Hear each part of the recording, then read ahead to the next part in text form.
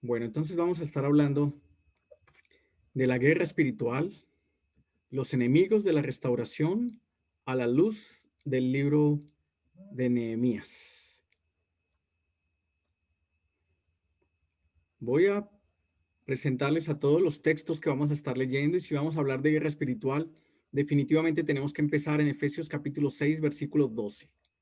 Dice la Biblia que no tenemos lucha contra sangre y carne, sino contra principados, contra potestades, contra los gobernadores de las tinieblas de este siglo, contra huestes espirituales de maldad en las regiones celestes.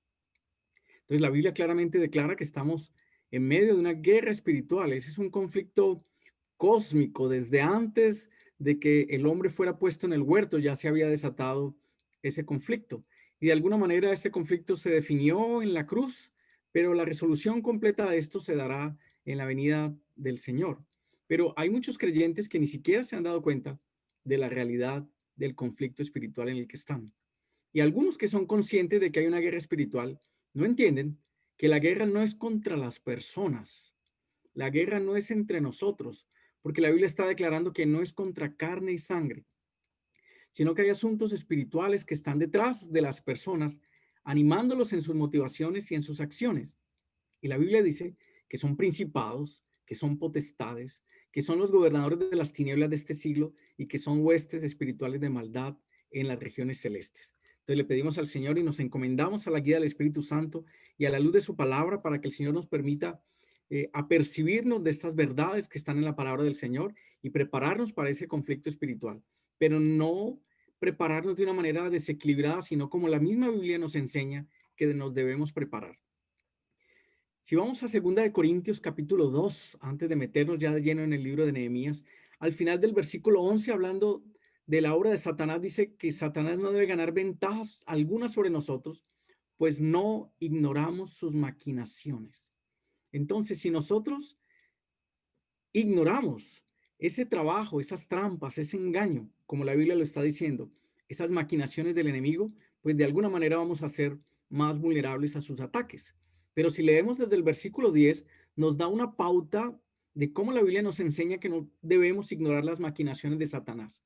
Ustedes recordarán que Primera de Corintios se escribe con una gran cantidad de problemas que la iglesia de Corinto tenía que resolver. Uno de esos casos era un tema muy serio de inmoralidad sexual.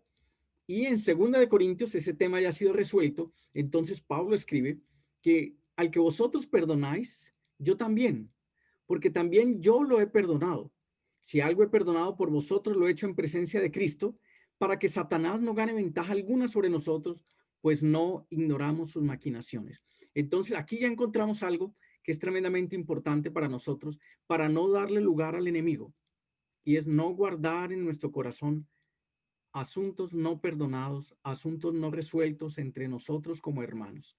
El mismo Pablo está diciendo que hacerlo de esta manera, perdonando, estamos librando de ese espacio que a veces quiere ganar el enemigo y en nosotros por ignorar la manera como él actúa. Más luz de esto encontraremos en el libro de Nehemías. Bueno, también en el Nuevo Testamento, tomando la luz del Nuevo Testamento para luego ir al Antiguo, dice la Biblia lo siguiente en Efesios capítulo 4 del 25 al 29. Por lo cual, desechando la mentira, hablad verdad sobre cada uno con su prójimo, porque somos miembros los unos de los otros. Airaos, pero no pequéis. El sol sobre vuestro enojo, ni deis lugar al diablo. El que hurtaba, no hurte más, sino trabaje haciendo con sus manos lo que es bueno, para que tenga que compartir con el que padece necesidad. Ninguna palabra corrompida salga de vuestras bocas, de vuestra boca, sino la que es buena para la necesaria edificación a fin de dar gracia a los oyentes. Entonces, el mismo Efesios, que es la carta que nos está hablando del conflicto espiritual que estamos enfrentando, nos está declarando en el capítulo 4 que nosotros le damos lugar al diablo. ¿Y de qué manera le podemos dar lugar al diablo? Con nuestras mentiras, con nuestro enojo, con nuestro hurto y con las palabras que nosotros decimos y que terminan dañando a los hermanos y dañando la comunión entre los hermanos. A la derecha de sus pantallas ustedes pueden ver una imagen tomada de una película, de un hecho histórico que es la conquista de Troya por una confederación de naciones griegas. La ciudad de Troya, que era amurallada y había sido intentar, había sido, en muchos intentos se había buscado ser conquistada, no se había podido lograr por esas murallas que tenía. La única manera en que este ejército griego encontró la forma de derrotar la ciudad fue atacarla desde adentro. Los ataques de afuera no lo habían logrado. Y después de mucho tiempo y muchas batallas y muchos muertos en estas batallas, en este conflicto, alguien, uno de los personajes, eh, se le ocurre una gran idea y es enviar un caballo de madera como una ofrenda para esos dioses griegos y para esos dioses de la ciudad de Troya. Pero ese caballo estaba hueco y dentro de esa figura de madera estaban unos guerreros griegos que desde adentro entonces terminaron eh, finalmente conquistando la ciudad. Entonces, el Señor nos tiene que llamar la atención de alguna manera de que hay algunos peligros externos, pero no te podemos ser ajenos ni podemos ignorar las maquinaciones de Satanás de lo que sucede desde adentro. El enemigo desde la antigüedad entonces sabe claramente que cuando no logra sus victorias desde afuera, entonces tiene que atacar desde adentro. Y esto de la mitología griega y un poco de historia antigua nos permite ilustrar ese punto. También nos lo dice Hechos capítulo 20 del 28 al 35 en ese discurso de Pablo a los ancianos de Éfeso, donde les dice lo siguiente en la ciudad de Mileto.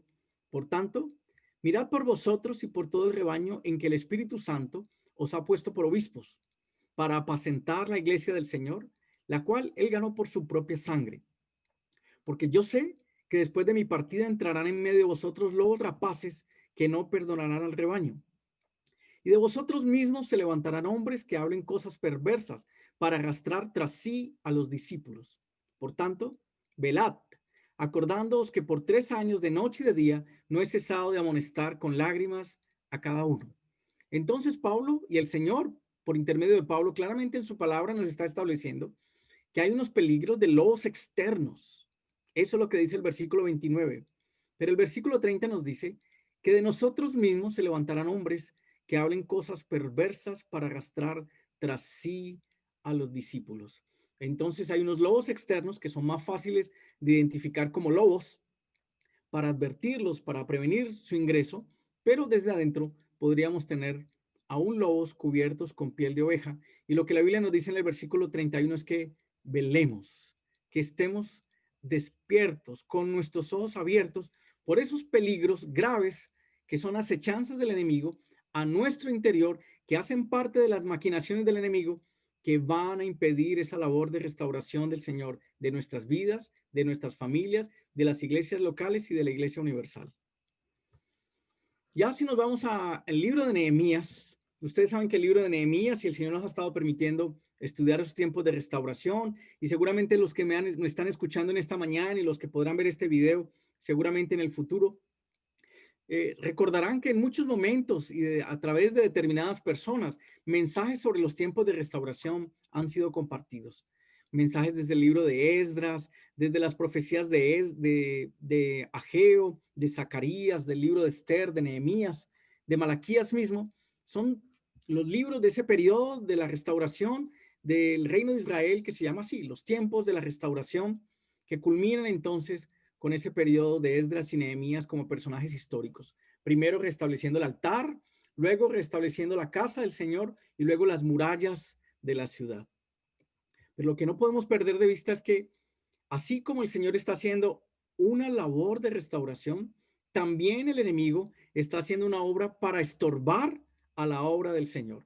Básicamente, el operar del enemigo tiene que ver, o por un lado, estorbar a la obra, esconder la palabra del Señor, las verdades del Señor, tergiversar las verdades del Señor para que no traigan libertad, y por el otro lado es estorbar a lo que el Señor está haciendo.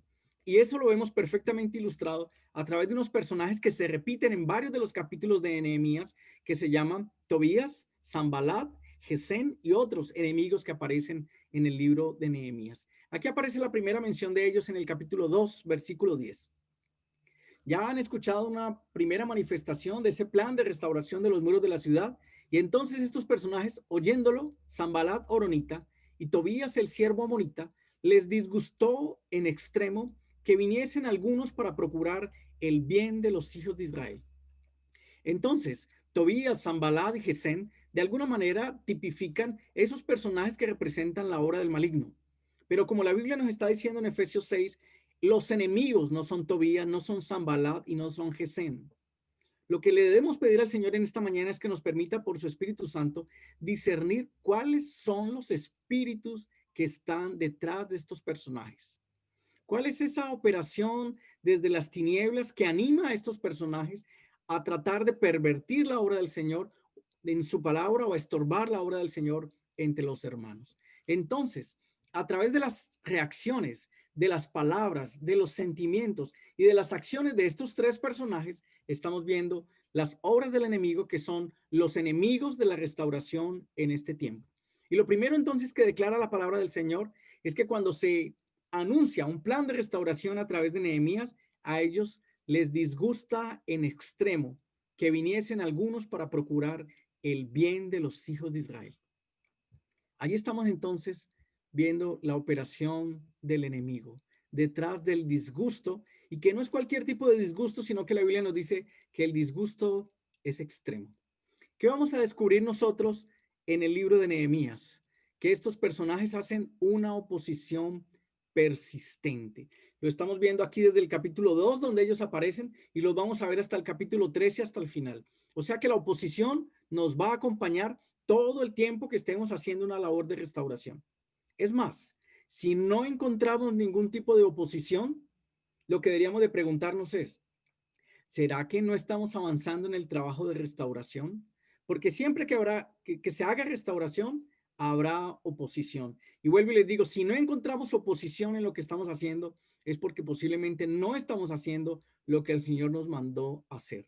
La primera reacción entonces, que vuelvo y les digo, ilustra detrás de este personaje cuál es el espíritu que los anima, que los motiva, es el disgusto extremo. Y esto entonces tenemos que abrir el ojo y empezar a analizar aquel asunto, porque hablar del disgusto es hablar de lo opuesto a la alabanza, a la gratitud y a la gloria del Señor. Y como estamos hablando es de una acción del enemigo desde adentro para estorbar la obra del Señor, nosotros somos los que tenemos que empezar a revisar nuestro corazón. ¿Cuánto disgusto y qué tan extremo es el disgusto que a veces tenemos en nuestro corazón con lo que el Señor está haciendo en medio de nosotros? Nos disgustan nuestras reuniones, nos disgusta el hermano que lo encargan de la alabanza, de hacer el partimiento del pan, de traer el mensaje de la palabra del Señor. Nos quejamos de nuestros hermanos, de las ideas que tienen, de lo que proponen, de sus motivos de oración. Ojo con eso, porque esto es lo que está demostrando cuál es la realidad de nuestro corazón. El Señor Jesús dijo que de la abundancia del corazón habla nuestra boca. Y si lo único que nosotros hablamos expresa un disgusto extremo, eso es lo que hay en nuestro corazón y el Señor nos tiene que cuidar de esto. Entonces, por un lado, la oposición va a ser persistente desde el comienzo hasta el final del libro, como es persistente la oposición a todo el trabajo de restauración. Pero además de eso, la oposición es contagiosa. Y es que aparecen primero unos personajes y es como si esos personajes fueran reclutando unos personajes adicionales para que la oposición sea mayor. Tenemos como creyentes que aterrizarnos a esa realidad, a la realidad de la oposición persistente y de la oposición contagiosa. Pero debemos entonces empezar por revisar nuestro corazón. ¿Cuánta alabanza, cuánta gloria, cuánta gratitud hay en mi corazón por lo que el Señor nos permite vivir, por los hermanos que tenemos, por los hermanos con los que compartimos? Aún con sus dificultades, con sus necesidades. Podemos glorificar al Señor en eso. Podemos, como hizo Bernabé visitando a los hermanos en Antioquía, reconocer la gracia del Señor en ellos. En vez del disgusto extremo de nuestro corazón, podemos reconocer la gracia de Dios en nuestros hermanos, en el hermano sencillo, en el hermano a pesar de sus dificultades y de sus conflictos, no importa cómo haya llegado a los pies del Señor, somos capaces de reconocer esa gracia del Señor en él. Pues a eso hemos sido llamados. De lo contrario, es como si estuviéramos jugando en el equipo contrario, en el equipo del enemigo. ¿Cuál es la reacción de Nehemías a ese disgusto extremo de Sanballat y de Tobías inicial? Les dije pues, versículo 17, vosotros veis el mal en que estamos, que Jerusalén está desierta y sus puertas consumidas por el fuego. Venid y edifiquemos el muro de Jerusalén y no estemos más en oprobio. Entonces les declaré cómo la mano de mi Dios había sido buena sobre mí, y asimismo las palabras que el rey me había dicho. Y dijeron, levantémonos y edifiquemos. Así esforzaron sus manos para bien. Miren que en el versículo 17 es Nehemías el que dice, venid y edifiquemos. Pero en el versículo 18 es el pueblo contagiado por esas palabras de Nehemías los que dicen, levantémonos y edifiquémonos. ¿Cómo debemos reaccionar a ese disgusto extremo? Ahí nos lo está diciendo el comienzo del versículo 18. Tenemos que declarar cómo la mano de Dios ha sido buena sobre nosotros. Cuando estemos en mucha crítica, cuando estemos en mucha queja, cuando estemos en mucho juicio, cuando estemos señalando mucho a los hermanos, silenciemos nuestra boca y declaremos cómo la mano de Dios ha sido buena sobre nosotros. Llenémonos de testimonios, llenémonos de gratitud, démosle la gloria al Señor, vengamos al Señor en alabanza, porque es la única manera de derrotar ese disgusto extremo en nuestras vidas. Que el Señor nos ayude y que esforcemos nuestras manos para bien, pero este no es el único enemigo que vamos a enfrentar. Continúa el mismo capítulo 2, versículo 19. Pero cuando lo oyeron Sanballat horonita, Tobías el siervo amonita y Gesén el árabe, hicieron escarnio de nosotros y nos despreciaron diciendo, ¿qué es esto que hacéis vosotros? ¿Os rebeláis contra el rey? En el versículo anterior aparecía Sanballat y Tobías. Aquí se suma un tercero, Gesén el árabe, porque les decía que la oposición es contagiosa. Así como la alabanza y la gloria del Señor también contagia a los demás para que en unidad glorifiquemos el nombre del Señor. La oposición también se contagia. Y lo que la Biblia aquí declara es que ellos se expresan en el versículo 19 con escarnio y con desprecio. Utilizan palabras despectivas para referirse al trabajo que Dios está haciendo. ¿Hacemos lo mismo nosotros? ¿Utilizamos palabras despectivas para juzgar lo que Dios está haciendo? ¿Usamos la burla despectiva? ¿Queremos poner en ridículo a los hermanos y a lo que Dios está haciendo a través de ellos?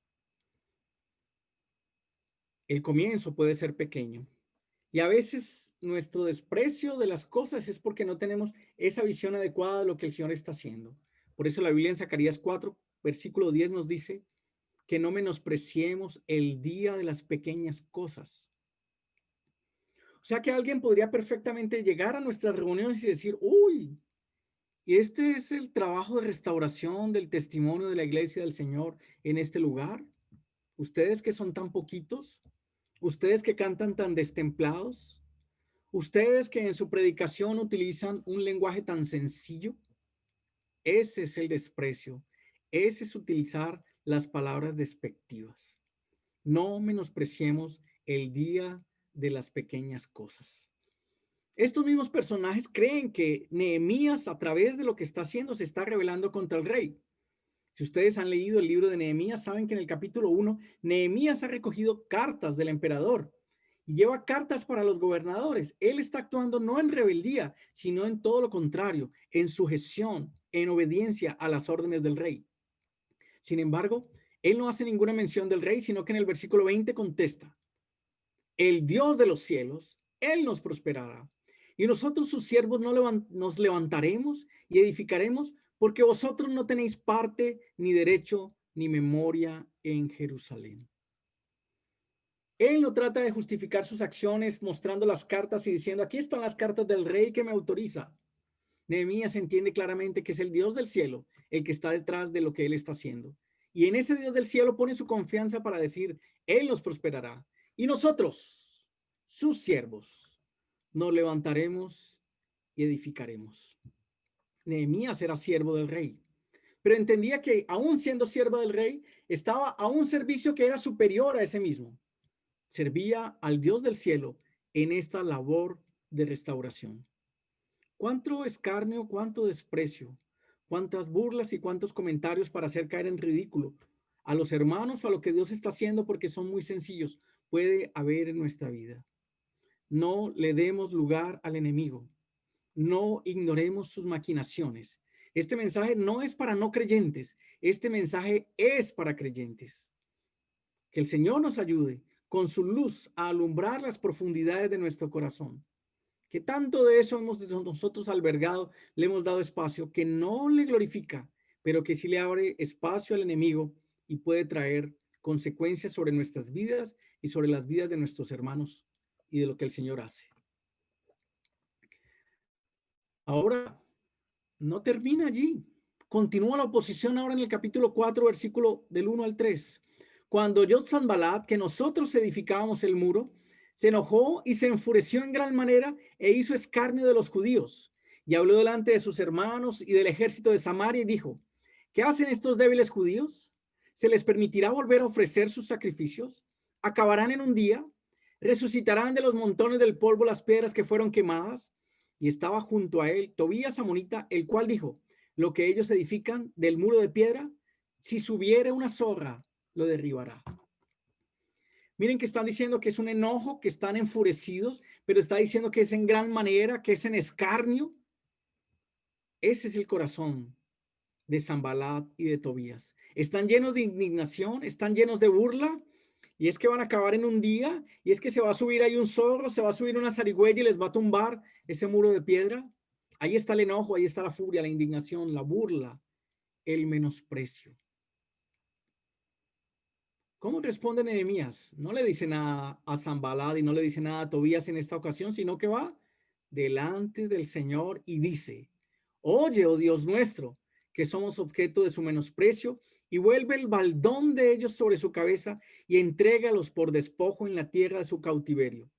No cubras su iniquidad ni su pecado sea borrado delante de ti, porque se airaron contra los que edificaban.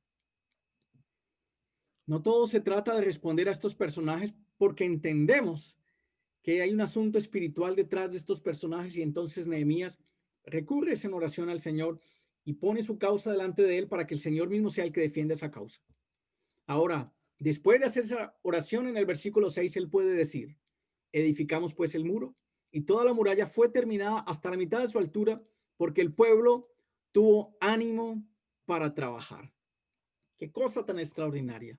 En medio de esta oposición, en medio de estas dificultades, en medio de las limitaciones que tenían, lograron llevar el muro hasta la mitad de la altura.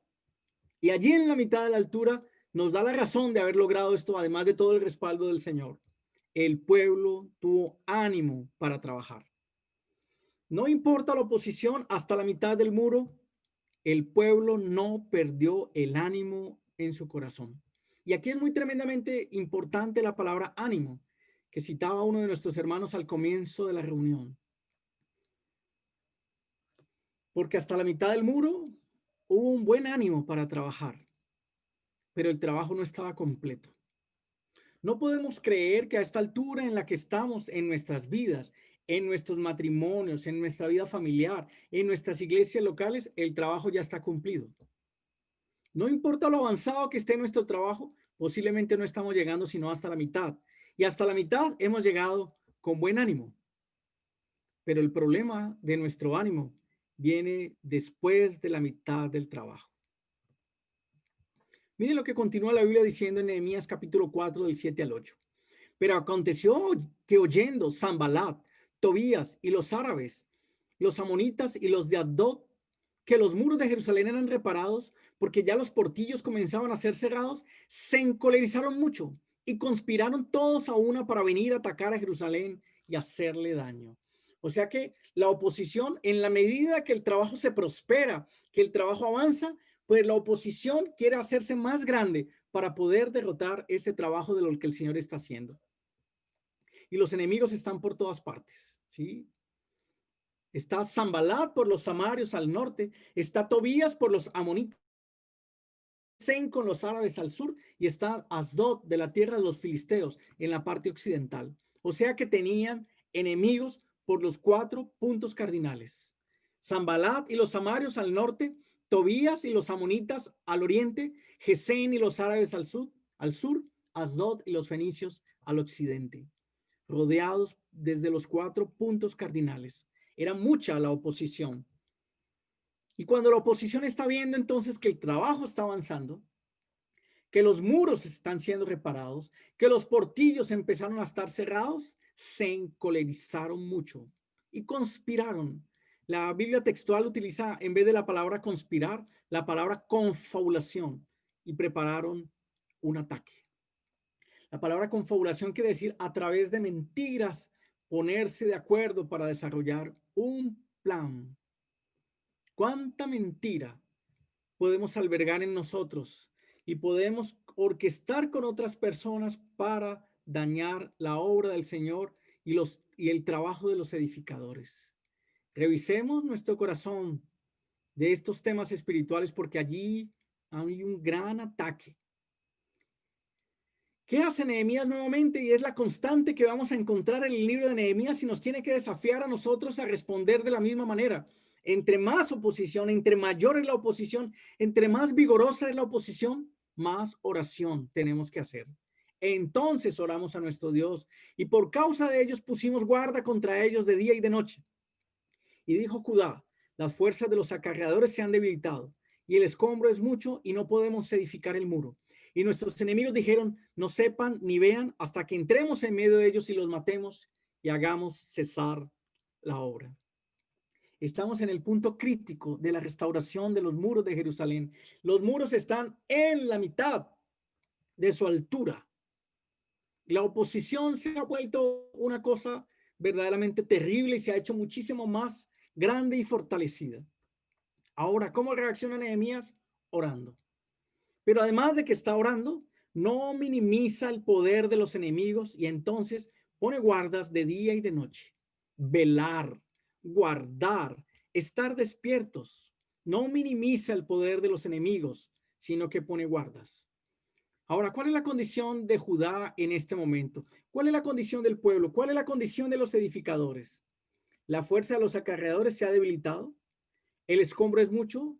No podemos edificar el muro. Y nuestros enemigos dijeron, no sepan ni vean hasta que entremos en medio de ellos y los matemos y hagamos cesar la obra. Ese es el objetivo final de los enemigos de la restauración, hacer cesar la obra, parar, detener completamente la obra del Señor. Volvamos un poco más sobre estos textos de Nehemías capítulo 9, versículo 11. Y vuelvo y digo, nuestro hermano oraba y era para mí en mi corazón la confirmación de esta palabra en esta mañana. Desánimo, desaliento. Ese es el problema que tenemos que enfrentar hoy en día. A raíz de tanta oposición de los capítulos anteriores, el pueblo está en esta condición en Nehemías 4, del 9 al 11. Las fuerzas de los acarreadores se han debilitado. Hay un agotamiento físico. El escombro es mucho. Hay una frustración ante el tamaño del trabajo. No podemos edificar el muro. Hay un sentimiento de fracaso. Van a entrar nuestros enemigos y nos van a matar. Hay temor. Si usted suma el agotamiento físico, más la frustración ante el tamaño del trabajo, más los sentimientos de fracaso, más en temor, ahí está la obra del enemigo y se llama desaliento, desánimo. ¿Se acuerdan que construyeron el muro de la ciudad hasta la mitad porque trabajaron con buen ánimo? Pues aquí tengo que decirles esta triste noticia. Se les acabó el ánimo, se les acabó el aliento, se les acabó el combustible. Y ahí está la obra del enemigo. Miren que en este versículo nos señalan que hay 4 pérdidas. Perdemos nuestras fuerzas, el agotamiento físico. Perdemos la visión. No vemos la obra de restauración. No vemos lo que el Señor está haciendo. No vemos que el trabajo de los muros ya está muy levantado, sino que vemos que hay muchos escombros. Perdemos la visión. Perdemos nuestra confianza en el Señor, de que es el Señor el que está edificando a través nuestro y nos llenamos de sentimiento de fracaso, una pérdida de la confianza. Creemos que nuestros enemigos van a caer sobre nosotros y nos van a matar y van a cesar la obra completamente. Hay una pérdida de nuestra seguridad a través del temor. Entonces, cuando hay esa pérdida física, esa pérdida de la visión, esa pérdida de la confianza, esa pérdida de la seguridad, estamos completamente desalentados y no somos capaces de poner ni un ladrillo más, ni una piedra más. Allí es con mayor razón que necesitamos el auxilio del Señor. Ahora, como si esto fuera poco, miren lo que dice el versículo siguiente, Nehemías 4:12. Pero sucedió que cuando venían los judíos que habitaban entre ellos, entre los enemigos, nos decían hasta 10 veces, de todos los lugares de donde volvieres, ellos caerán sobre vosotros. Son judíos, son de la tribu de Judá. Son todavía los practicantes entonces del culto al Dios único. Deben ser los más interesados en la labor de restauración de las murallas de Jerusalén. Pero estos judíos que habitan en medio de los enemigos vienen durante 10 veces con murmuración a traer más miedo sobre el pueblo que edificaba. 10 veces a traer ese mensaje. O sea que no se conforman solamente con una vez llevar la murmuración, 2, 3, 4, murmuración, más murmuración, 10 veces murmuración para traer miedo al corazón de las personas. ¿Cómo nos cuesta trabajo guardar silencio? Si no somos capaces de llevar una palabra, como dice el Nuevo Testamento, una palabra de edificación, lo que deberíamos de hacer es quedarnos callados. Pero durante 10 veces lo que trae es murmuración y más murmuración y más murmuración para acongojar el corazón de los edificadores que, como la Biblia estaba diciendo, ya estaban sin fuerzas, y como dice la Biblia textual o como directamente quiere decir en griego, cuando ya tambaleaban en sus fuerzas. Cuando vemos que el hermano está tambaleando, en vez de llevarle una palabra de edificación, viene nuestra murmuración para acabar de tumbarlo. Eso no es sino obra del enemigo. Pero lo que la Biblia está diciendo es que no eran lobos. Ya aquí no aparece Tobías, ni Zambalat, ni Gesén, ni los de Asdod. Son los mismos judíos, los del mismo pueblo, los de la misma fe, los que en 10 oportunidades vienen a desatar ese temor en la vida del pueblo de los edificadores. Ahora, Nehemías no minimiza los riesgos, y lo que hace Nehemías es reforzar sus áreas débiles. De esa manera responde en el versículo 13 y 14 del capítulo 4. Entonces, por las partes bajas del lugar, detrás del muro y en los sitios abiertos, puse al pueblo por familias con sus espadas, con sus lanzas y con sus arcos. Después miré y me levanté y dije a los nobles y a los oficiales y al resto del pueblo: no temáis delante de ellos. Acordaos del Señor grande y temible, y pelead por vuestros hermanos, por vuestros hijos y por vuestras hijas, por vuestras mujeres y por vuestras casas. Tenemos que ser conscientes entre nosotros que hay partes bajas en el lugar, hay partes bajas en nuestras vidas. Cada uno de nosotros delante del Señor debe saber en dónde tiene mayor debilidad. Somos muy débiles en la oración, pues tendremos que reforzar nuestra vida de oración. Somos muy débiles en el estudio de la palabra, tendremos que hacerlo. Somos muy débiles en la evangelización, que a pesar de años en la vida cristiana, nunca hemos alcanzado a una persona nueva para el Señor. Entonces en eso tendremos que ser fortalecidos. Somos muy débiles en el discipulado, en ayudar a una persona para que crezca en su caminar con el Señor, pues entonces en eso tendremos que reforzar. Podemos ser transparentes delante del Señor, que el Señor conoce nuestras debilidades, y decirle al Señor: Señor, ayúdame en esto, en mi vida de oración, en mi estudio de la palabra, en el evangelismo, en el discipulado. La debilidad está en mi matrimonio, la debilidad está en mi vida familiar. Allí entonces, donde está nuestra debilidad, es que debemos estar con las espadas, con las lanzas y con los arcos. Allí es donde tenemos que reforzar lo que el Señor tiene para nosotros, entendiendo que ahora las espadas, las lanzas y los arcos son distintos, porque las armas de nuestra milicia no son carnales, sino que son poderosas en Dios para la destrucción de fortalezas. Seamos transparentes, no nos digamos más mentiras a nosotros, y aún si hemos tenido alguna lucha en lo individual, en lo secreto, en lo íntimo, pidamos la ayuda de alguno de nuestros hermanos maduros, algunos de los ancianos que el Señor haya establecido en las iglesias locales, para que nos ayuden en esa lucha y podamos salir victoriosos. Porque mientras callé, se envejecieron mis huesos. A veces el solo hecho de pedir ayuda empieza a traer libertad en nuestro corazón. No nos digamos más mentiras a nosotros mismos, y delante del Señor expongamos nuestros lugares bajos para que el Señor nos ayude, y pongamos allí las espadas, las lanzas y los arcos. No temáis delante de ellos. ¿Cómo hace uno con tanta oposición que hemos leído hasta ahora para no tener temor en el corazón? ¿Cómo hacemos para no temer de las dificultades que tenemos que enfrentar cuando es tan grande la oposición? La única manera de no temer nos la dice el mismo versículo 14. Acordémonos del Señor grande y temible. O sea, que hagamos una recorderis hacia atrás de nuestras vidas, de cómo hemos visto al Señor intervenir de manera poderosa, mostrando su grandeza para que nos demos cuenta de que nuestro Dios es mucho más grande que la oposición que tenemos que enfrentar. Contemos sus maravillas. Como dice el Salmo 103, bendice alma mía al Señor y no olvide ninguno de sus beneficios. Bendice alma mía al Señor. No puedo olvidar que Él es el que rescata mi vida del hoyo. Es el que me corona de favores y de misericordias. Es el que sacia de bien mi boca. Él es el que me sana. Él es el que me rejuvenece. Tengo que mirar a mi Dios grande y temible. Porque si no miro a mi Dios grande y temible, entonces voy a mirar la oposición y a los enemigos de la restauración. Y ellos me van a parecer que son más grandes y temibles que el Dios en el que he puesto mi confianza. Ahora, a pelear por nuestros hermanos, por nuestros hijos, por nuestras hijas, por nuestras mujeres y por nuestras casas. Estamos en un conflicto. Hay una pelea, lo leímos desde el primer versículo. Hay una pelea y esta pelea es peleando. Y hay que pelear con todo. Pero no es una pelea contra las personas. Es una pelea de orden espiritual. Y es una pelea donde aún de nuestro corazón tiene que desalojarse todo lo que le da lugar al enemigo. Miren qué extraordinario lo que viene a continuación ahí en el versículo 4, capítulo 4, versículo 15. Y cuando oyeron nuestros enemigos, ¿qué fue lo que oyeron los enemigos? Pues que en los lugares bajos pusieron las espadas, las lanzas y los arcos. Los enemigos oyeron que el pueblo se estaba acordando del Señor grande y temible. Y ahora estaban siendo desafiados a pelear por sus hermanos, por sus hijos, por sus hijas, por sus mujeres y por sus casas. Y entonces, cuando oyeron esto los enemigos, lo que oyeron era que habíamos entendido y que Dios había desbaratado el consejo de ellos. Nos volvimos todos al muro, cada uno a su tarea. Qué extraordinario.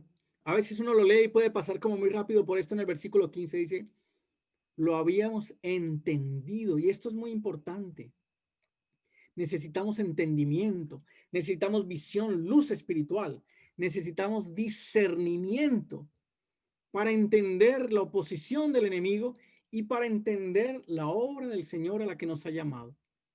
Cuando entendemos claramente de qué se trata, entonces Dios desbarata el consejo de los enemigos y cada uno de nosotros puede volver al muro, cada uno a hacer su tarea. Y miren qué extraordinario como dice que volvieron al muro, cada uno a hacer su tarea. Las tareas estaban distribuidas y cada uno tenía su función. Miren, el trabajo de edificación es un trabajo de todos. El sacerdocio es universal. El Señor quiere es un pueblo de sacerdotes. No se trata de que unos pocos hagan 2 o 3 veces el trabajo que les corresponde. Se trata de que todos los hermanos, los antiguos y los nuevos, los ancianos, los niños, los jóvenes, los solteros, los casados, cada uno vaya a su tarea. No se trata de que las mujeres quieran hacer la tarea de los hombres, ni que los hombres se pongan a hacer la tarea de las mujeres. Cada uno tiene su tarea que hacer en el trabajo de edificación, pero todos tenemos algo que hacer, como dice 1 Corintios capítulo 12. En el cuerpo, Dios ha puesto los distintos miembros, cada uno con su función. En esta hora sí que necesitamos discernimiento. Como dice 1 Crónicas capítulo 12, versículo 32. Hablando de los hijos de Isaacar que eran entendidos en los tiempos y sabían entonces cuándo era que Israel tenía que salir y hacer sus peleas, cuándo salir y cuándo esperar. Necesitamos, como hijos de Isaacar, ser entendidos en los tiempos, porque cuando tenemos ese discernimiento, Dios desbarata el consejo del maligno, el consejo de la oposición de los enemigos de la restauración. Desde aquel día, dice el versículo 16, la mitad de mis siervos trabajaba en la obra y la otra mitad tenía lanzas, escudos, arcos y corazas, y detrás de ellos estaban los jefes de toda la casa de Judá. O sea que vemos claramente en este versículo que la mitad está haciendo una obra de edificación y la otra mitad está haciendo una obra de defensa de esa edificación que se está haciendo. Pero todo el mundo está cumpliendo su función. La mitad está trabajando con los ladrillos y con las piedras, con la restauración de las puertas, y la otra mitad está con sus lanzas, con sus escudos, con sus arcas y con sus corazas, defendiendo la labor del Señor. ¿Qué vemos claramente aquí en este texto? Que Nehemías discierne la obra del enemigo. Y como diría Pedro, Nehemías discierne que nuestro enemigo está como un león rugiente buscando a quien devorar. Y entonces, no se trata solamente de construir el muro y no se trata solamente de defender el muro, sino que hay que hacer las dos cosas y las dos cosas hay que hacerlas al tiempo. Hay que seguir levantando la altura del muro, pero mientras algunos están haciendo esa labor, otros tienen que cuidar que no vengan los que estorban a la obra del Señor a tratar de hacer cesar lo que Dios está haciendo. Las dos cosas se tienen que hacer al mismo tiempo, la edificación y la guerra, como dice uno de los títulos del libro del hermano Gino, edificación y guerra. Un texto un poco más largo, ahí mismo en Nehemías capítulo 4 del 17 al 23, voy a leerlo rápidamente. Los que edificaban en el muro, los que acarreaban y los que cargaban, con una mano trabajaban en la obra y en la otra tenían la espada. La Biblia textual dice, y en la otra tenían la jabalina o la lanza, porque los que edificaban, cada uno tenía su espada ceñida a sus lomos, y así edificaban. Y el que tocaba la trompeta estaba junto a mí. Y le dije a los nobles y a los oficiales y al resto del pueblo, la obra es grande y extensa, y nosotros estamos apartados en el muro lejos unos de otros. En el lugar donde oyereis el sonido de la trompeta, reuníos allí con nosotros. Nuestro Dios peleará por nosotros. Nosotros, pues, trabajamos en la obra y la mitad de ellos tenían lanzas desde la subida del alba hasta que salían las estrellas. También dije entonces al pueblo, cada uno con su criado permanezca dentro de Jerusalén y de noche sirvan de centinela y de día en la obra. Y ni yo, ni mis hermanos, ni mis jóvenes, ni la gente de guardia que me seguía, nos quitábamos nuestro vestido. Cada uno se desnudaba solamente para bañarse. ¿Qué alcanza uno a encontrar en estos versículos del 17 al 23? Una palabra necesaria para la restauración, consagración. Están completamente dedicados a la tarea de edificación. No hay tiempo de distracción, no hay tiempo de ocio. Están completamente consagrados a una labor de restauración. No sueltan los ladrillos, no sueltan las lanzas, no sueltan las piedras, no sueltan la espada. No les queda tiempo sino escasamente para poder bañarse. Nada los distrae de hacer la obra de restauración. Pero todo lo están haciendo, o sea que es una consagración como nombre, pero con apellido. Es una consagración corporativa. Y el versículo 19 destaca una gran verdad allí. El muro era muy grande y estaban separados los edificadores unos de otros. Si los llegaran a atacar por un punto, ¿qué necesitaban? Concentrarse todos en ese punto para poder defenderlo. Y entonces Nehemías tiene un plan. Hará sonar el chofar, hará sonar la trompeta, y cuando escuchen la trompeta todos tendrán que llegar a ese lugar para defenderlo. A veces nosotros estamos haciendo una labor de edificación muy lejos unos de otros. Y creemos que ese es lo que el Señor nos ha llamado, y esto es lo mío, y esta es la obra que el Señor me ha puesto. Y creemos que así es, pero así no es. El edificio es uno solo. Las murallas de la ciudad eran una sola. Cada uno iba a estar haciendo su parte, pero el conjunto, la suma total de ese trabajo corporativo era un único trabajo de restauración que el Señor estaba haciendo. Y ese trabajo único de restauración no se puede hacer cuando cada uno va por su propio lado, cuando cada uno cree que está levantando, entre comillas, su propia obra. Si tú estás haciendo tu obra, entonces no estás haciendo la obra del Señor. Nosotros lo que somos colaboradores de la obra del Señor. Y nuestro esfuerzo tiene que estar atento y dispuesto al llamado, al pedido de auxilio en algún punto determinado de la ciudad. Algún punto pidiendo ayuda en los muros para rápidamente llegar y decir, aquí estamos para apoyar. Si algún hermano pide auxilio, si alguna iglesia local está pasando dificultades, más que señalar, más que destacar cualquier tipo de situación que hayan tenido que enfrentar o la carnalidad de alguno de sus integrantes, deberíamos de llegar rápidamente a apoyarlos para pelear con ellos, porque hay una guerra espiritual detrás de todo esto. Que el Señor nos ayude a no estar tan apartados los unos de los otros, pero ante todo estar muy atentos al sonido de la trompeta para correr y pelear juntos por nuestros hermanos. Pareciera que la oposición como que se queda tranquila, pero ya dijimos que va a ir hasta el final, y en el capítulo 6 encontramos lo siguiente. Y cuando oyeron Sanballat y Tobías y Gesén el árabe y los demás de nuestros enemigos, porque ya eran muchos, que yo había edificado el muro y que no quedaba en él portillo, aunque hasta aquel tiempo no había puesto las hojas en las puertas, Sanballat y Gesén enviaron a decirme: ven y reunámonos en alguna de las aldeas en el campo de Ono, mas ellos habían pensado hacerme mal. O sea que con todo lo que habían orquestado hasta el momento, ahora la oposición se da cuenta de que no ha logrado detener el trabajo de restauración, entonces quieren cambiar de distracción, quieren cambiar de estrategia.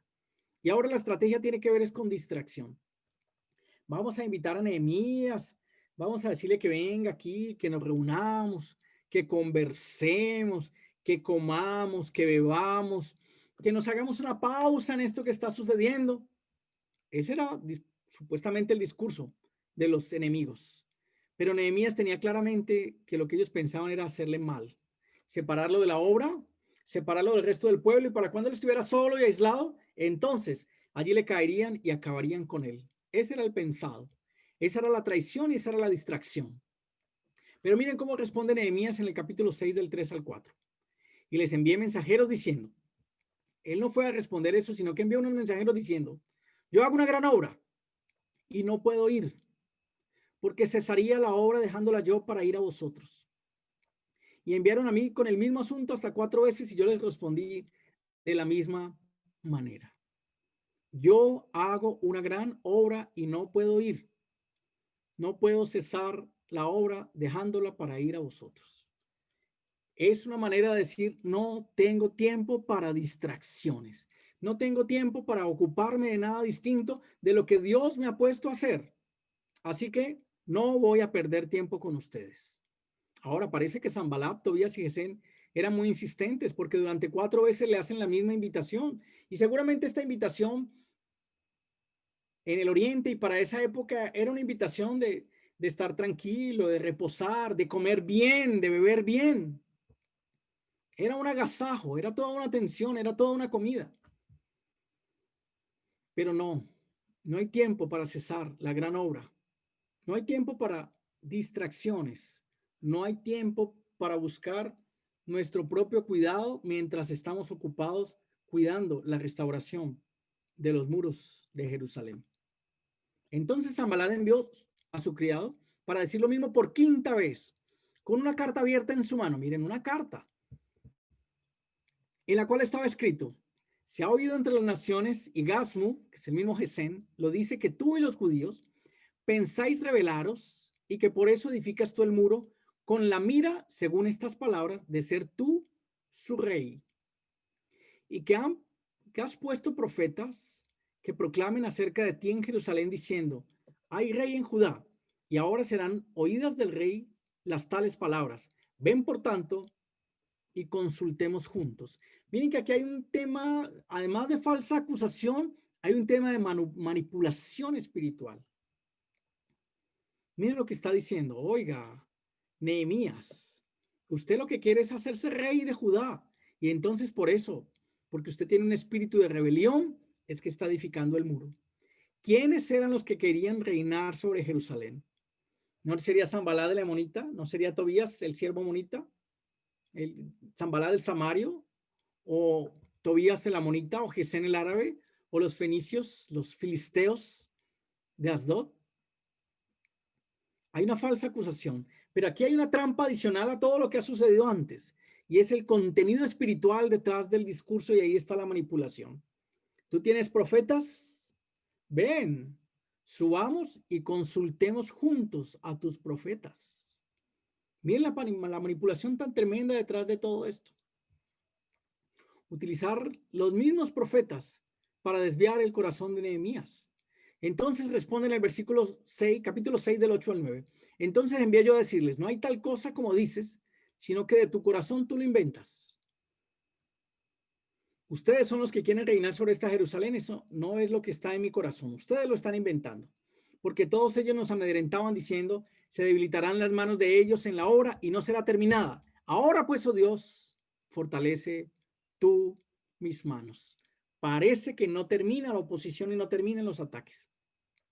buscando traer miedo y amedrentar el corazón de Nehemías como edificador. Y ante eso, entonces, ¿qué tiene que decir? Señor, ellos quieren debilitar mis manos. Fortalece tú mis manos. Eso es lo que ellos quieren hacer. Fortalece tú mis manos. Vine luego a casa de Semaías, hijo de Delaía, hijo de Mehetabel, porque él estaba encerrado, el cual me dijo, reunámonos en la casa de Dios. Continúa la manipulación espiritual dentro del templo y cerremos las puertas del templo porque vienen para matarte. Sí, esta noche vendrán para matarte. Ahora están orquestando todo ese asunto con los mismos profetas judíos y está diciendo, reunámonos en la casa de Dios, y eso puede sonar como medio espiritual. Entonces dije en el capítulo 6 del 11 al 12, un hombre como yo ha de huir. ¿Y quién que fuera como yo entraría al templo para salvarse la vida? No entraré. O sea que resuenan en este versículo 11 lo que el Señor Jesús nos va a enseñar en el Nuevo Testamento, en los Evangelios. Todo aquel que quiere salvar su vida, la perderá. Pero todo aquel que pierda su vida por causa de mí, éste la hallará. Se niega completamente a sí mismo, aplica la cruz a su propia condición en ese momento. Y cuando hace eso, dice el versículo 12, y entendí, nuevamente el discernimiento espiritual, que Dios no lo había enviado, sino que hablaba aquella profecía contra mí, porque Tobías y Sanballat lo habían sobornado. Tenemos que ser muy cuidadosos, aún hoy en día, con ese tema de las profecías, porque a veces detrás de las profecías puede haber falsa profecía, manipulación e intereses equivocados. Y no son profecías que vienen del Señor, sino que son profecías que vienen del enemigo. Y eso no debería de sorprendernos, porque el Nuevo Testamento nos dice que aún el enemigo se disfraza como ángel de luz. Este falso profeta le estaba diciendo, reunámonos en la casa de Dios porque hoy te van a matar. Entendí que esa profecía no venía de parte de Dios, sino que este profeta había sido sobornado, le habían pagado para que trajera esta profecía. Seamos muy cuidadosos con este tema de las profecías. La Biblia nos dice en el Nuevo Testamento que no las despreciemos, pero también nos dice la Biblia que todo tiene que ser juzgado y que los espíritus tienen que ser probados. Mucho cuidado con esas profecías de que el Señor me dijo a mí, pero que es para ti. ¿Cómo es que el Señor habla tan claramente para terceros? O sea, es un mensaje que yo recibo, pero es para otra persona y nunca les habla el Señor a nombre propio. La profecía nunca viene para esa persona. El llamado de atención, la disciplina nunca es para esa persona, sino que siempre la recibe para llevarla a un tercero. ¿No será que estamos dándole lugar al diablo con eso y no entendemos que de pronto el Señor nos está hablando a nosotros y le damos lugar al diablo cuando llevamos ese mensaje para la persona que no es? Por eso les digo, revisemos muy seriamente nuestro corazón delante del Señor, aún con el aspecto de las profecías, que como lo enseña claramente aquí el libro de Nehemías, pueden ser falsas profecías con falsas motivaciones y con el enemigo detrás de todo esto. Porque fue sobornado para hacerme temer así. ¿Quién no va a temer si le van a decir, hoy te van a matar? Con semejantes enemigos que lo tenían rodeado. Pero ¿qué querían detrás de eso? Llenándolo de temor para que pecase y le sirviera de mal nombre, como que fuera yo infamado, dejar el testimonio del Señor y el testimonio de vida por el suelo. ¿Qué hace nuevamente Nehemías, como lo hemos visto desde el primer texto? Otra vez en oración dice, acuérdate, Dios mío, de Tobías y de Sanballat conforme a estas cosas que hicieron. También acuérdate de Noadías profetiza y de los otros profetas que procuraban infundirme miedo. Profetas y profetizas. Qué cuidadosos tenemos que ser hombres y mujeres con esos mensajes que creemos que vienen del Señor para los hermanos o para la iglesia, y resulta que es motivación del enemigo detrás de todo eso. Fue terminado pues en el versículo 15 el muro el 25 del mes Elul en 52 días. Después de años de destrucción, en 52 días de trabajo de restauración los muros fueron terminados. 52 días.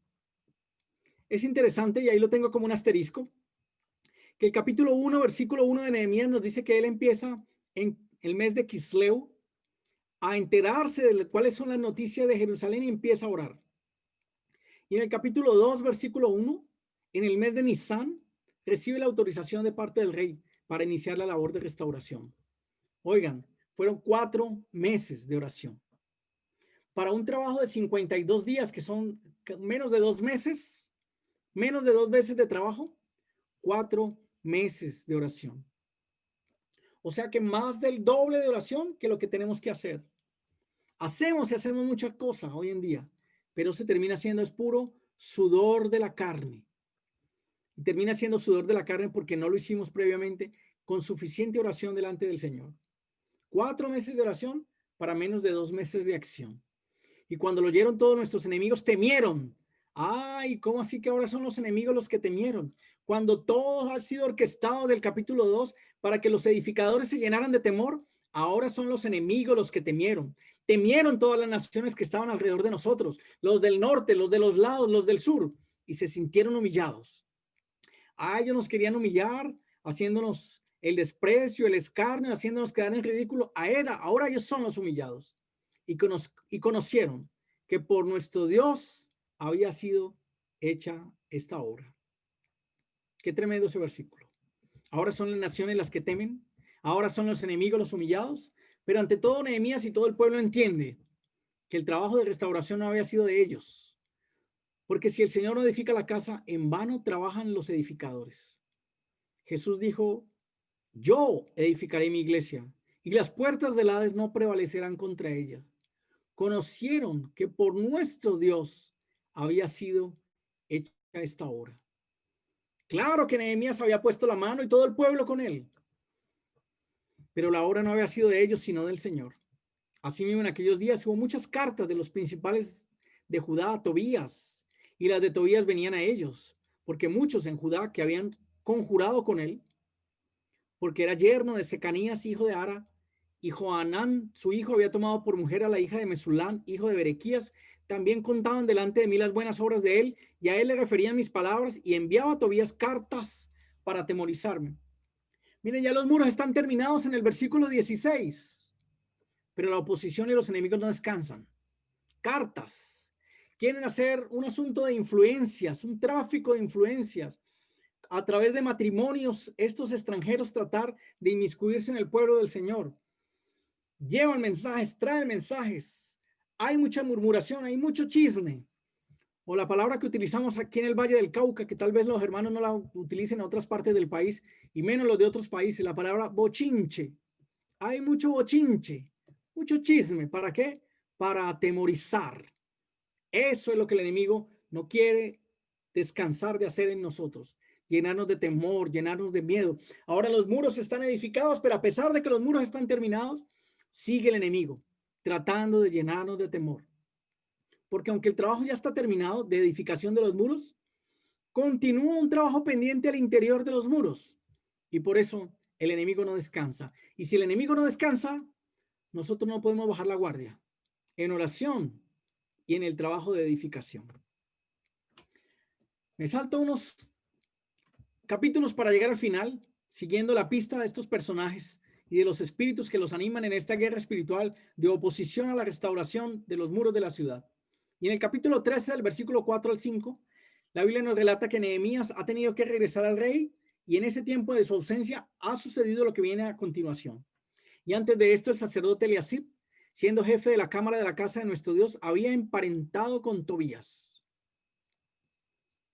y le había hecho una gran cámara en la cual guardaban antes las ofrendas, el incienso, los utensilios, el diezmo del grano y del vino y del aceite que estaba mandado dar a los levitas, a los cantores y a los porteros y a las ofrendas de los sacerdotes. Qué terrible lo que estamos encontrando y va a ser el final del libro.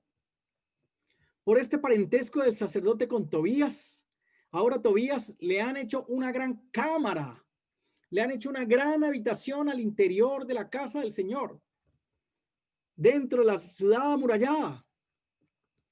En esta gran cámara que estaba antes destinada ¿para qué? Para guardar las ofrendas, para el incienso, para los utensilios, para el diezmo del grano, del vino, del aceite. Era lo que recibían los levitas, los cantores, los porteros, las ofrendas de los sacerdotes. Miren cuál es el plan entonces del enemigo detrás de esto. Ya los muros están terminados. Ahora, si no hay espacio para las ofrendas, si no hay espacio para el incienso, si no hay espacio para los utensilios sagrados, Si no hay espacio para recoger el diezmo del grano, del vino, del aceite.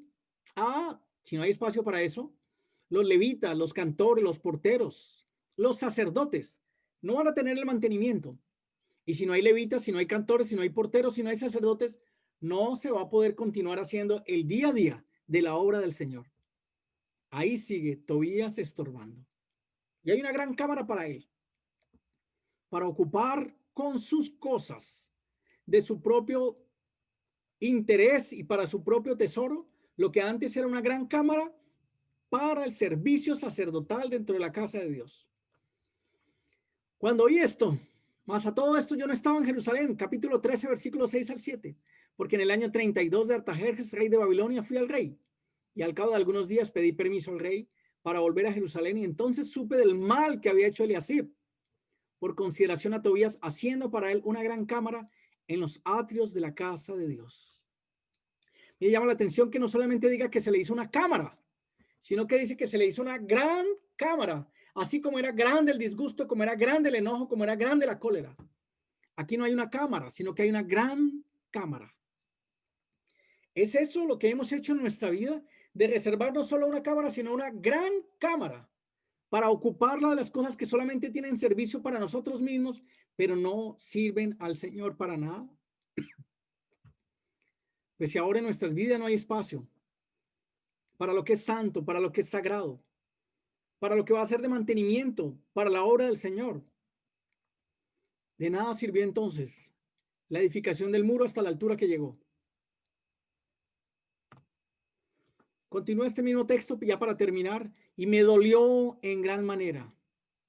Me indignó, dice la Biblia textual, y arrojé todos los muebles de la casa de Tobías fuera de la cámara. Y dije que limpiasen las cámaras, e hice volver allí los utensilios de la casa de Dios, las ofrendas y el incienso. Encontré asimismo que las porciones para los levitas no les habían sido dadas, y que los levitas y cantores que hacían el servicio habían huido cada uno a su heredad. Entonces reprendí a los oficiales y dije, ¿por qué está la casa de Dios abandonada? Y los reuní y los puse en sus puestos. Y todo Judá trajo el grano, el diezmo del grano, del vino, del aceite a los almacenes. Y puse por mayordomos de ellos al sacerdote Selemías y al escriba Sadoc, y de los levitas a Pedaías, y al servicio de ellos estaba Anán, hijo de Zacur, hijo de Matanías, porque eran tenidos por fieles, y ellos tenían que repartir a sus hermanos. Nos tiene que doler en gran manera, nos tiene que indignar en gran manera, porque si la cámara grande, una cámara grande para lo que no agrada al Señor, pues de ese mismo tamaño, más grande todavía tiene que ser nuestra indignación con haber permitido en nuestras vidas estas cosas que no glorifican al Señor. Es tiempo de arrojar los muebles, es tiempo de limpiar esos espacios, y es tiempo nuevamente de llenar esa cámara con los utensilios de la casa de Dios. Tenemos que desalojar de nuestras vidas eso que ocupa un espacio y no le da espacio a lo del Señor. Tenemos que limpiar nuestras vidas de esas cosas que no lo agradan, que no lo glorifican, que estorban al servicio de la casa del Señor. ¿Qué necesitamos? ¿Qué encontró Nehemías y qué necesitamos hoy en día para ese trabajo? Que implica aún hasta un aporte para las necesidades de los hermanos y la obra del Señor, que a veces nos queremos hacer como los desentendidos de este aspecto tan importante, que lo encontramos en la Biblia desde el comienzo hasta el final. ¿Qué se necesita hoy? Fidelidad. Estos personajes que aparecen aquí, allí, Selemías, Sadoc, Pedaías, Matanías, Anán, hijo de Zacur, eran tenidos por fieles. Cuando el Señor Jesús dice en muchas de sus parábolas, buen siervo y fiel, como en la parábola de los talentos, recibiste 5 talentos, dice, recibí 5, traigo 5 talentos más. Buen siervo y fiel. Sobre poco has sido fiel, sobre mucho. El Señor no exalta la productividad, el rendimiento, la inteligencia. Lo que el Señor destaca de este siervo no fue eso, sus capacidades humanas, que era muy inteligente, que era muy brillante, que tenía una gran capacidad. ¿Qué oratoria? ¿Qué discurso? ¿Qué palabra? Lo que el Señor dice, eres fiel. Y como fuiste fiel en lo poco, sobre mucho te pondré. Cuando Pablo le escribe a Timoteo en 2 de Timoteo 2:2, que tiene que pasarse el testimonio del Señor unos a otros, dice, encarga a hombres fieles. Lo que has oído de mí, Timoteo, de mí, encarga a hombres fieles que sean idóneos, pero aparece primero la palabra fidelidad, porque el que es fiel, el Señor lo puede convertir en idóneo, pero el que es idóneo no necesariamente se va a convertir en fiel. Que seamos fieles para ser tenidos en este ministerio y para que siendo fieles el Señor nos convierta idóneos en su servicio. Invito a los hermanos a que continúen leyendo y estudiando el libro de Nehemías para que veamos y podamos profundizar y conocer mucho más al respecto. En Lucas 14, del 25 al 33, el Señor Jesús nos dice lo siguiente. En el versículo 26, pues solamente voy a leer desde el 26. Si alguno viene a mí y no aborrece a su padre y madre, mujer e hijos y hermanos y hermanas, y aún también su propia vida, no puede ser mi discípulo. Y el que no lleva su cruz y viene en pos de mí, no puede ser mi discípulo. Necesitamos despreciar nuestra propia vida, tomar la cruz y seguirlo a él. No hay otra forma de ser discípulo del Señor. Si alguno quiere venir en pos de mí, niéguese a sí mismo, tome su cruz cada día y sígame. No hay otra forma. Si alguno quiere venir en pos de mí, niéguese a sí mismo. Hermano que está escuchando esto en esta mañana, no hay otra forma. Usted la puede buscar en la Biblia, pero el Señor no le da otra forma de ser un discípulo del Señor. Y ser un discípulo del Señor empieza por ahí, por negarnos a nosotros mismos, por tomar nuestra cruz cada día y por seguirle al Señor. ¿Quién de vosotros queriendo edificar una torre no se sienta primero y calcula los gastos a ver si tiene lo que necesita para acabarla? No sea que después que haya puesto el cimiento y no pueda acabarla, todos los que lo vean comiencen a hacer burla de él. Y diciendo, este hombre comenzó a edificar y no pudo acabar. ¿O qué rey al marchar a la guerra contra otro rey no se sienta primero y considera si puede hacer frente con 10,000 al que viene contra él con 20,000? Y no puede cuando el otro está todavía lejos, le envía una embajada y le pide condiciones de paz. Así pues, cualquiera de vosotros que no renuncia a todo lo que posee no puede ser mi discípulo. Vemos claramente aquí que el que quiere edificar una torre o el que quiere marchar a la guerra, la edificación y la guerra están conectadas. Pero en el trabajo de edificación y de la guerra que están conectadas, lo primero que aparece es la cruz. Si alguno quiere venir en pos de mí, niéguese a sí mismo, tome su cruz cada día y sígame. El que no lleva su cruz, si viene en pos de mí, no puede ser mi discípulo. No hay otra forma de edificar, no hay otra forma de hacer la guerra, sino negándonos a nosotros mismos, tomando la cruz cada día y siguiendo al Señor. Vamos a orar, hermanos, con esto en mente.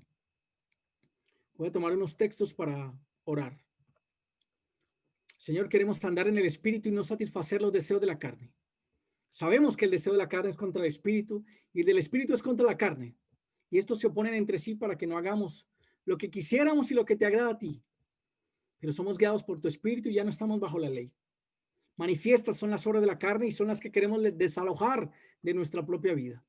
El adulterio, la fornicación, la inmundicia, la lascivia, la idolatría, las hechicerías, las enemistades, los pleitos, los celos, las iras, las contiendas, las disensiones, las herejías, las envidias, los homicidios, las borracheras, las orgías y cosas semejantes a estas, acerca de las cuales hemos sido amonestados, que los que practican tales cosas no heredarán el reino de Dios. Queremos ser llenos de tu espíritu y el fruto de tu espíritu, ser llenos de amor, de gozo, de paz, de paciencia, de benignidad, de bondad, de fe, de mansedumbre, de templanza, porque contra tales cosas no hay ley. Queremos, Señor, con tu ayuda, hacer morir, pues, lo terrenal en nosotros, la fornicación, la impureza, las pasiones desordenadas, los malos deseos, la avaricia que es idolatría.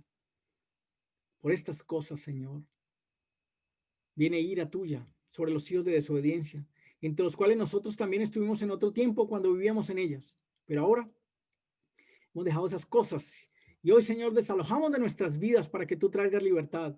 La ira, el enojo, la malicia, la blasfemia, las palabras deshonestas de nuestra boca, las mentiras, habiéndonos despojados del viejo hombre con sus hechos y siendo revestidos del nuevo, el cual conforme a tu imagen, a la imagen de ti, Señor, que nos creaste, se va renovando hasta el conocimiento pleno, donde ya no hay griego ni judío, circuncisión ni incircuncisión, bárbaro ni escita, ni siervo ni libre, sino que tú eres todo en todos. Queremos vestirnos, pues, como escogidos tuyos, Señor, santos y amados, de entrañable misericordia y de benignidad, de humildad, de mansedumbre, de paciencia, soportándonos unos a otros, perdonándonos unos a otros, si alguno tuviera queja contra otro. Así de la manera que tú nos perdonas, Señor, así también queremos perdonarnos entre nosotros. Queremos sobre todo vestirnos y revestirnos del amor, que es el vínculo perfecto. Y que tu paz gobierne nuestros corazones, porque así hemos sido llamados a un solo cuerpo y ser agradecidos. Que tu palabra more en abundancia en nosotros, enseñándonos y exhortándonos unos a otros con toda sabiduría, cantando con gracia en nuestros corazones a ti, con salmos e himnos y cánticos espirituales. Y todo lo que hagamos, Señor, sea de palabra o de hecho, que lo hagamos en el nombre tuyo, para la gloria y la alabanza de Dios nuestro Padre y por medio de él. Queremos ser fortalecidos en ti, Señor, y en el poder de tu fuerza. Queremos vestirnos de toda la armadura tuya para que podamos estar firmes contra las acechanzas del diablo. Sabemos claramente por tu palabra que nuestra lucha no es contra carne y sangre, sino contra principados, contra potestades, contra gobernadores de las tinieblas de este siglo, contra huestes espirituales de maldad en las regiones celestes. Por tanto, queremos tomar toda la armadura tuya para que podamos resistir en el día malo y habiendo acabado todo, permanecer firmes. Queremos pues estar firmes, ceñidos nuestros lomos con la verdad, vestidos con la coraza de la justicia, calzados los pies con el apresto del evangelio de la paz. Sobre todo, Señor, queremos tomar el escudo de la fe con el que podamos apagar los dardos de fuego del maligno y tomar el yelmo, el casco de la salvación y la espada del Espíritu, que es tu palabra, orando en todo tiempo con toda oración y súplica en el Espíritu y velando en ello con toda perseverancia y súplica con todos los santos. Muchas gracias.